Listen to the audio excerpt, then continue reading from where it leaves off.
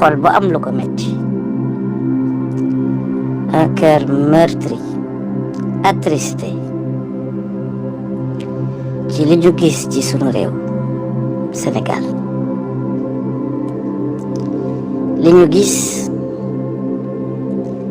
mooy la ma leen fi waxoon, ku yaakaar ni Sénégal ga woon mooy gii ñu nekk yaa ngi nax sa bopp, xamoo li xew. Nous sommes dans un autre Sénégal boo xamee ni ay kàccoor ñoo ko jiite, ay kàccoor, ay pervers ñoo ko jiite. pervers yooyu, kàccoor yooyu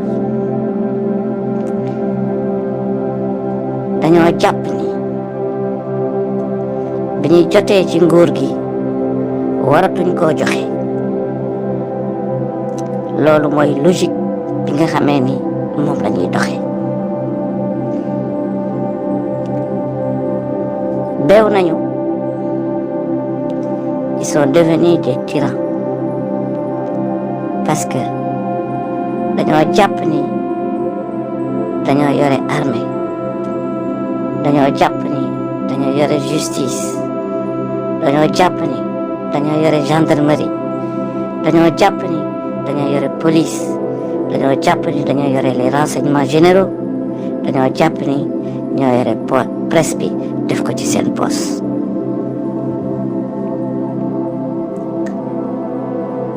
waaye lii ku ko gis te am tuuti gis-gis bu xóot, xam nga ni luy raam ca ñag bala jëm.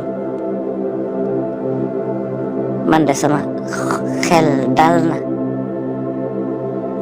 ci ni état bi signé na contrat bi nga xamee ni mooy mettre fin à leur existence. ku gis lii, une violence inouïe, un acharnement sans précédent, coûte que coûte, vaille que vaille, il faut que ñu liquider Ousmane Sonko, un homme à abattre, un homme koo xam ne dañ ko war a anéantir. pour lan? Parce qu'on ne veut pas céder le pouvoir. Contre tout, ils sont prêts à brûler le Sénégal pour se maintenir au pouvoir. C'est triste. C'est vraiment triste. moo tax ma jàpp ni ñoom waxoon nañu ni 2035 du tax ñu bàyyi nguur gi. loolu dañ ko wax nii rek, mais seen projet du loolu. seen projet mooy continuer di yor Sénégal ba faw, parce que jàpp nañu ni ñoom ñoo ko war a yor. foofu la erreur bi nekk, foofu la njaaxum bi nekk. loo xamee ni da doon dox di jaar ci ay loxo ba yegsi ci yow nga ñu doog ko joxe, te yow ñu jox la ko. Sénégalais yëpp ànd, wala li ëpp ci Sénégalais ànd jox la ko, am ci yow confiance, yow nga jël ko ni doo ko joxe. foofu la trahison mën a yem. waaye nag nguur gi dañoo toog fukki at ak ñaar wala lu ko jege, duy seen poos yi ba mu fees, luubal li ñu war a luubal. loolu nag fu mu amee yàlla dafa am lu mu ci wax ci alquran. yàlla nee na wa ida aradna an nuhlika qaryatan amarna mutra fiha fa fasaqu fiha fa xaqa alayha alqawl fa damarnaha tadmira. yàlla ko wax. yàlla nee na su ma demee ba bëgg a détruire un état, un régime, une cité, nee na nan lay def man suñu borom. nee damay xool kàccooree jox leen nguur gi, ñi nga xamee dañoo duy seen poos ba mu fees, defe ni dara tëwutu leen ndax yore nañu armée, yore gendarmerie yore police yore presse bi yore renseignements généraux yi les grandes entreprises ñu ngi seen poste yaakaar ni Occident ngi seen ginnaaw xam nga ñooñu dañuy yaakaar ni dara tëw leen yàlla nee na bu un état tollee foofu nee na li may def mooy ñooñu nag lay jox ñoom ñu yore mbir yi lépp ñu koy diriger amarna mutrafiha fa fasaqu fiha bu ko defee ñu daal di jëf-jëfi kàccoor mooy li ñuy def nii di agresser ay opposants di éliminer ay opposants